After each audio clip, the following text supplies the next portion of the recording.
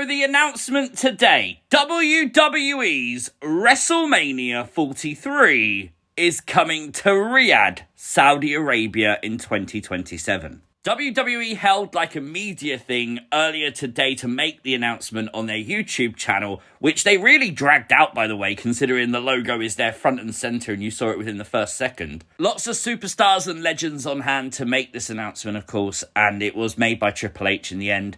But let's just show you the YouTube chat at the time this announcement was made. Very safe to say, people not happy with this news. You sold out being the most common comment that you'll see here, by hundreds of just angry fans at the prospect of WWE doing Wrestlemania in Saudi. And I don't even think that's arguable. I think it's 100% truth. WWE has taken the money over what the fans would want. That's the truth. As for my thoughts on WrestleMania 43, I'm not going to put poo-poo on it just yet, okay? The show hasn't even happened.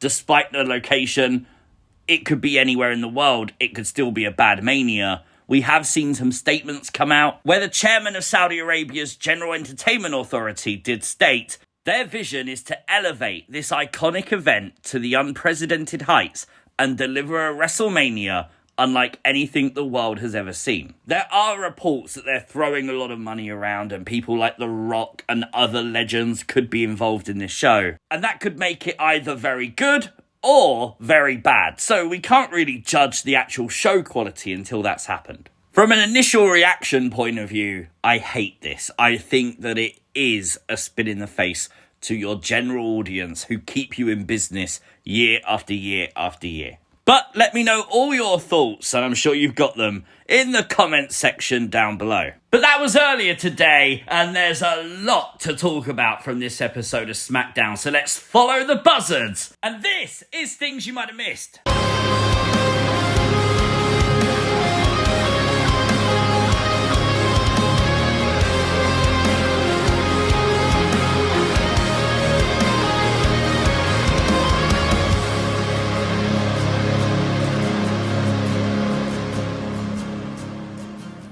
The Beast, Brock Lesnar, will kick off Friday Night SmackDown this week. And since his return, we've wondered, with Brock Lesnar in the ring, with a live microphone, what's going to happen? We'll never know, because R-Truth would come out, and this turned into a comedy segment that was absolute gold. Truth coming out, defending his older brother and childhood hero, John Cena. And in fact, R-Truth is now known as Ron Cena. But once R-Truth's theme song hit, we all knew how this was going to play out, didn't we? An F5 in the middle of the ring to R-Truth tonight, Brock Lesnar leaving Truth lay-in, and also ripping his pants in the process. The Beast was very nearly unleashed tonight, and we're all pleased it wasn't, right? However, I will say this, there's something about Brock Lesnar where he can rip his pants, and we just go, yeah, that makes the segment better, because if we point and laugh, we're all scared of Brock, right?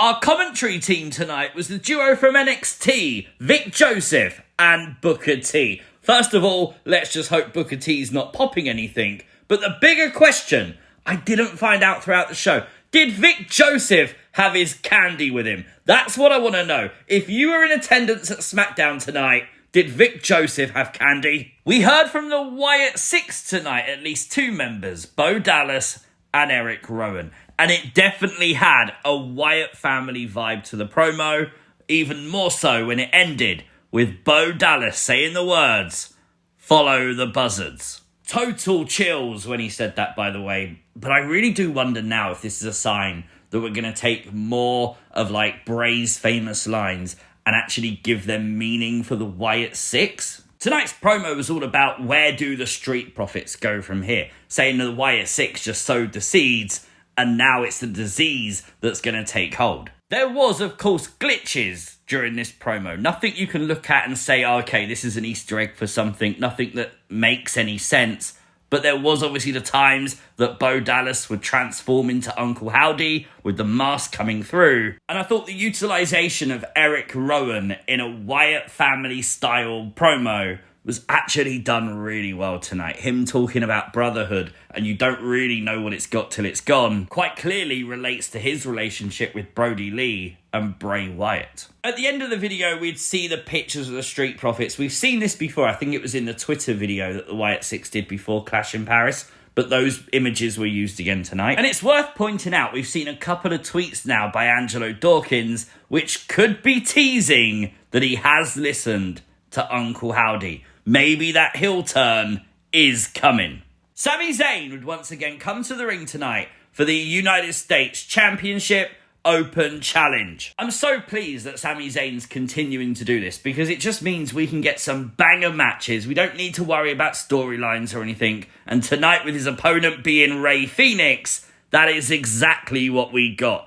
An absolute banger for the first match of the show. Maybe this was Rey Fenix's best match since joining WWE. Is that a hot take? I'll tell you this, if WWE give Rey Fenix a few more matches like this one, I think he's a megastar in the waiting. No real surprise Sami Zayn would pick up the win tonight, but whether you love Sami or not, it took nothing away from this match. It was an absolute banger, and it completely delivered. When it was revealed, though, backstage that Rey Fenix was the opponent, look in the background, Shinsuke Nakamura was lurking once again. We've done this, though, a couple of times now with Shinsuke. And when we set up that Sami Zayn's next opponent will be Carmelo Hayes, once again in the background is Shinsuke Nakamura. So it does look like we're just going to do the same thing again. Safe to say, by the way, no, The Miz is not happy at the idea that Melo's 1, gone to NXT to team with Trick Williams, and 2, wants the United States Championship. Miz, you're losing your meal ticket. What a promo tonight by Solo Sikoa. This was absolute gold. Solo talking about the fact he lost his bloodline. He lost the Ulafala. He's now lost the United States Championship. It kind of felt like a character refresh tonight. It felt like a mini revamp of Solo. Yes, he's angry. He's got every reason to be as a character. And you know what? It feels like that anger is going to be channeled.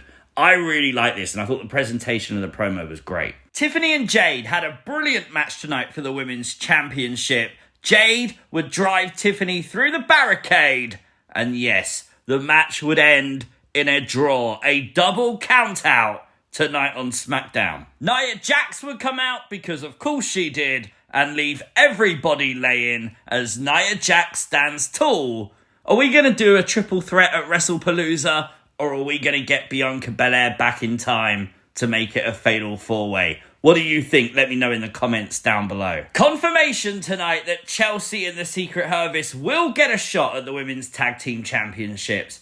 But it might not be against Alexa and Charlotte, as Nick Aldis did confirm that Alexa and Charlotte will defend the Women's Tag Team titles this Tuesday on NXT Homecoming, and that's against Tatum Paxley and Izzy Dame. It's my dream! Alexa and Tatum in the same ring at the same time. While we got a retrospective video package tonight for the history between Brock Lesnar and John Cena earlier today on ESPN SportsCenter, it would be Joe Tessitore confirming that Cena Lesnar will be the main event at Wrestlepalooza. B-Fab was set for action tonight, and she was meant to take on Julia. The match never even started, as a 2-on-1 assault would happen, and it would be Mishin coming out, making the save, so presumably we're now going to do a tag match. I honestly wish I knew more about AAA to cover tonight's Worlds Collide, but I honestly don't, and I wouldn't do it justice. I will, however, definitely be watching the show, because if Dom wins tonight, which I hope he does, we're going to see Rey Mysterio put the belt around Dom's waist. That would be class. Question though for everybody in the future, okay? How was Worlds Collide? Let me know your thoughts in the comments down below. Our main event tonight was Randy Orton versus Drew McIntyre, and I wholeheartedly agree with the commentary team. A match that could have main evented any PLE. This match had everything except the punt kick. Why on earth did the referee stop Randy Orton? The match is ongoing. Randy hasn't done anything wrong at this point. And even to be fair, we see wrestlers kicking each other in the head all the time. Drew McIntyre would win the match and then look to do to Randy Orton what he did to Cody Rhodes. Talking to Cody, he's back. And he wasted no time going after Drew McIntyre, grabbing a microphone and saying we can do this at Wrestlepalooza. Cody versus Drew. for the WWE title at Wrestlepalooza. I'm down for that. Let me know your thoughts, though, as always, in the comments section down below. For tonight's show, I'm going to give it a very respectable 8 out of 10. Make sure you are subscribed to the channel if you're not already, and turn on that notification bell. You'll never miss another upload. Like the video, share the video, and I'll see you next time. Peace!